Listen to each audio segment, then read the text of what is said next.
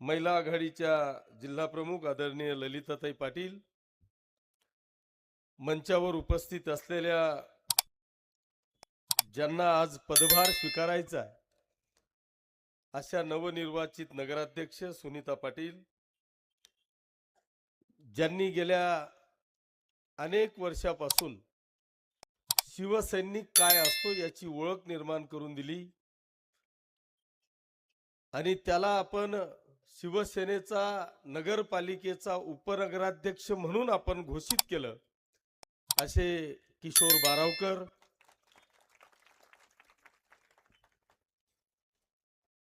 ज्याला माझ्या स्वप्नातला तो नगराध्यक्ष होता पण गट नेत्यावर थांबावं लागलं, असा युवा सेनेचा सुमित, मंचावर उपस्थित असलेले सर्व सन्माननीय पदाधिकारी, नवनिर्वाचित नगरसेवक, सर्व सन्माननीय व्यासपीठ, समोर मोठ्या संख्येने उपस्थित असलेल्या सर्व माता भगिनी, बांधवांनो आणि मित्रांनो, पत्रकार बांधवांनो, मी पहिल्यांदा आपल्या सगळ्यांच्या वतीने नवनिर्वाचित नगराध्यक्ष आणि सर्व सन्माननीय नगरसेवकांचं मनापासून अभिनंदन करतो आणि त्यांना या भावी काळासाठी मनापासून शुभेच्छा देतो।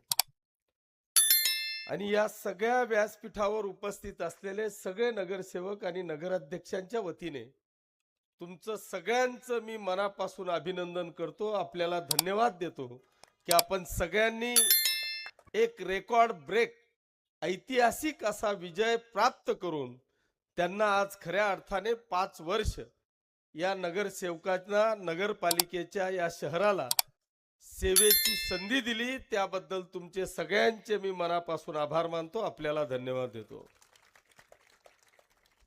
बांधवांनो, मी गेल्या 25 वर्षापासून अनेक इलेक्शन लढतोय। खरं म्हणजे माहित नाही, पण या पाचोरा आणि भडगाव मतदारसंघातल्या तमाम माता भगिनींचे आणि बांधवांचे, मतदार बांधवांचे मनापासून आभार मानतो, त्यांना मनापासून धन्यवाद देतो की हा किशोर अप्पा गेल्या 25 वर्षापासून कुस्त्या खेळतोय, पण एकदाही त्यांनी किशोर अप्पाची पाठ लागू दिली नाही, त्याबद्दल या पाचोरा आणि भडगाव मतदारसंघातल्या तमाम जनतेचे मनापासून आभार मानतो। बांधवांनो, राजकीय कुस्ती आखाड्यातली कुस्ती वेगळी आहे, ती एकट्याने खेळायची असते, एकट्यानेच जिंकायची असते आणि एकट्यानेच पडायचं असतं, पण राजकारणातली कुस्ती मात्र एकट्याने खेळून जमत नाही। या किशोरप्पा सारख्या मल्लाच्या बाजूने हा तमाम मायबाप मतदार इतक्या खंबीरपणे उभा राहिला की त्यांनी राजकीय कुस्तीची पाठ या किशोरप्पाची लागू दिली नाही। हे खऱ्या अर्थाने हा माझ्या पाचोरा आणि भडगाव मतदारसंघातल्या तमाम जनतेचं, मतदार माता भगिनींचं, खरं म्हणजे तिच्या भाषणाच्या आधीच आम्ही तिघाई या परिवाराने शिवसेनेच्या परिवाराच्या वतीने नतमस्तक होऊन या पाचोरा आणि भडगाव तालुक्यातल्या तमाम जनतेचे आभार मानले। अनेक इलेक्शन झाली, अनेक इलेक्शन मध्ये आम्ही विजयी प्राप्त केला, पण हा विजय हा असामान्य असा विजय होता।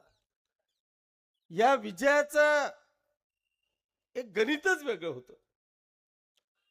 या महाराष्ट्रामध्ये अनेक लोकांची अशी हवा आहे की त्यांच्या विरुद्ध माहित नाही, कोणी बोलायलाच तयार नाही।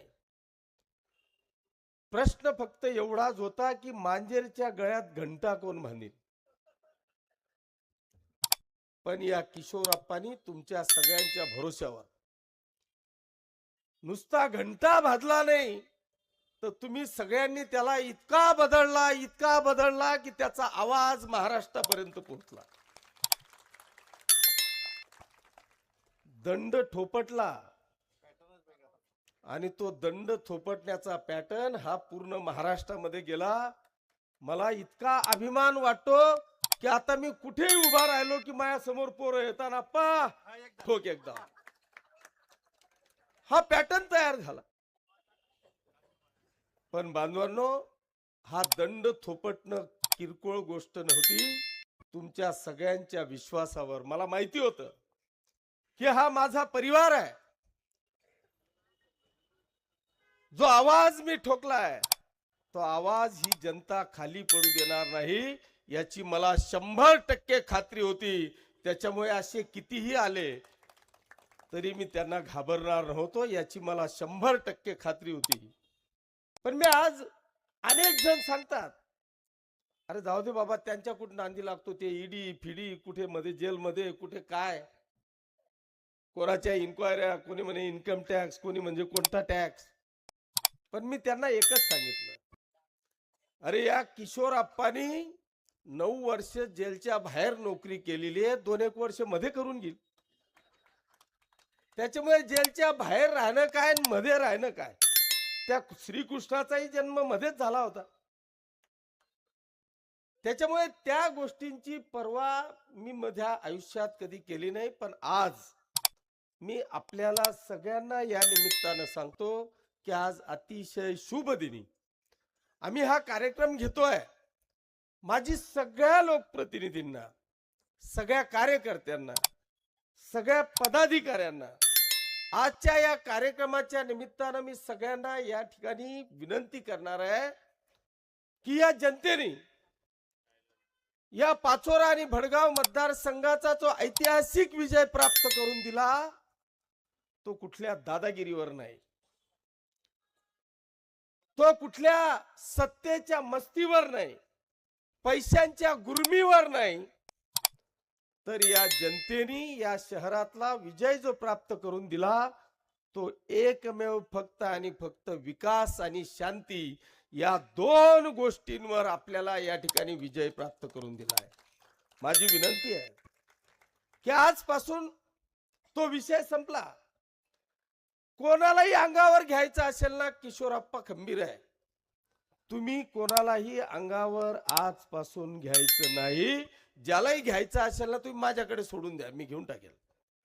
पण आता नगराध्यक्ष आणि नगरसेवक सगळ्यांना आजच्या या पदग्रहण सोहळ्याच्या निमित्तानं मी विनंती करणार आहे की तुम्हाला आजपासून 5 वर्षाची विकासाची जबाबदारी आता तुमच्या खांद्यावर आलेली आहे. प्रत्येक प्रभागातल्या पुढच्या पंचवार्षिकला तिथल्या उमेदवाराचं जर का मी तिकीट कापायचं म्हटलं तर पूर्ण प्रभागाची जनता माझ्याकडे यायला पाहिजे आणि सांगायला पाहिजे की आप्पा असं जमणार नाही, मला हाच नगरसेवक पाहिजे. अशी कामगिरी मला वाटतं आपल्या सगळ्या नगरसेवकांची असली पाहिजे. जर का तसा परफॉर्मन्स आपला मिळाला नाही तर मी आपल्याला जनतेसमोर सांगतो, आमचे शिवसेनेचे प्रमुख आदरणीय बाळासाहेब त्या काळात सांगायचे की जर का आमचा नगरसेवक, आमदार, नगराध्यक्ष कुठेही काम चुकारपणा करत असेल तर त्याच्या घरावर आंदोलन करण्याची तयारी ठेवा, असा संदेश आम्हाला बाळासाहेबांनी दिला आहे. मी या स्टेजवर या जनतेच्या साक्षीने सांगतो की एकही नगरसेवक जर चौकटीच्या बाहेर जात असेल तर जशी विरोधकांना धडा शिकवण्याची ताकद या मायबाप जनतेने मला दिली आहे, तीच ताकद तुमच्या घरावर दाखवल्याशिवाय राहणार नाही. हा इशारा समजा, समज समजा. पण नगरसेवक म्हणून, अर्थात नगरसेवक म्हणजे नगराध्यक्ष सोडला असं नाही, नगराध्यक्षाला सुद्धा त्याच पद्धतीने काम करायचंय. आणि या 5 वर्षात जो पॅटर्न या शहराचा विकासात्मक दृष्ट्या आम्ही दाखवण्याचा प्रयत्न करतोय त्याच्यात आणखी आपल्याला भर टाकता येईल का. आज मी जरा आश्चर्याने पाहत होतो की सुनीताने सांगितलं, मी आज नवीन नाव ठेवलंय संघर्ष योद्धा. मी तिचे मनापासून आभार मानतो. संघर्ष असल्याशिवाय मजा बी येत नाही. असं कोणा बी समोर कुस्ती खेळायला ते शेव चिवडावर मला कुस्ती बी आवडली नाही कधी. त्याच्यामुळे जरा संघर्ष करताना त्याच्यात मजाही येते. पण मी आज तुमच्या सगळ्यांच्या साक्षीने तुम्हाला तिचं नाव मी देखील एक वेगळं ठेवतो. हिला आता आपल्याला 5 वर्षात पाणीवाली ताई करायचंय. भाऊ, ही जी मी हिम्मत करतोय ती तुमच्या भरोश्यावर आहे. कारण तिकडे गिरीश भाऊ पाटाने पाणी देता, पण आमचे गुलाब भाऊ पाईपाने पाणी देत आहे. आणि आम्हाला नळाचं पाणी पाहिजे. त्याच्यामुळे उद्या जर का खरंच तिला पाणीवाली ताई करायचं असेल तर भाऊ तुमचे आशीर्वाद महत्वाचे आहेत. या नगरपालिकेने ती एकमेव आहे गोष्ट की ती पाण्याची, आणि ही वस्तुस्थिती आहे. त्याच्यामुळे मी आज आपल्याला या निमित्तानं सांगेल, मी जास्त वेळ घेणार नाही. खरं म्हणजे आज विरोधकांवर बोलण्याचा दिवसच आपला नाहीये. आज आपला आनंदाचा दिवस आहे.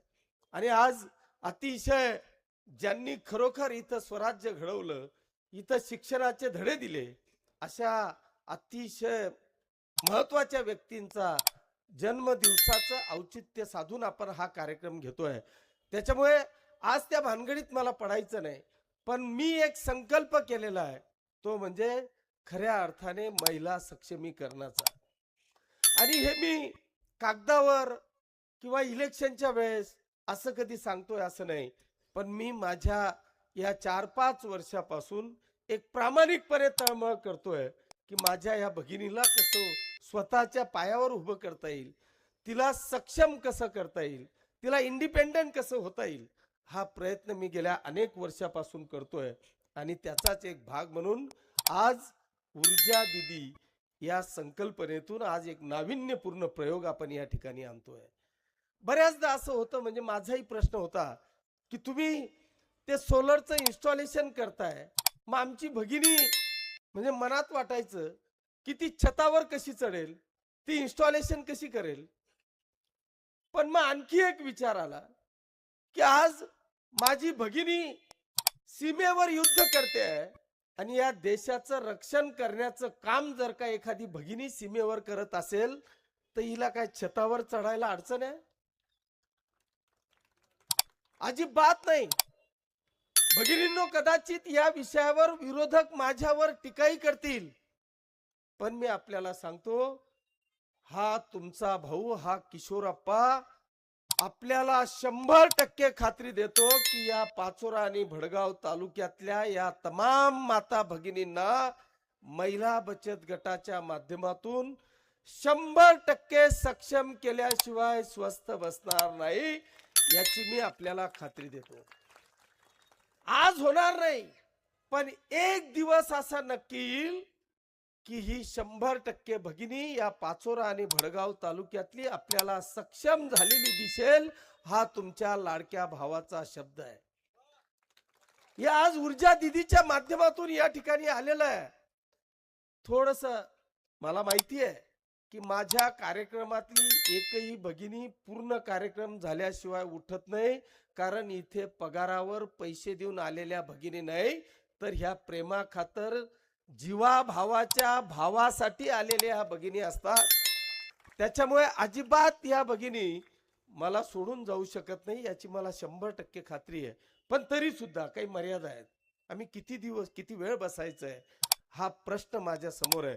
पण आपल्याला या निमित्तानं मी सांगेल की आपण आतापर्यंत जर का कुठल्याही महिला बचत गटाला विचारलं की तुम्ही नेमकं काय तुमच्या बचत गटाच्या माध्यमातून करतात, तर आमच्या समोर एकच येतं, वडा पापड शियान मसाला.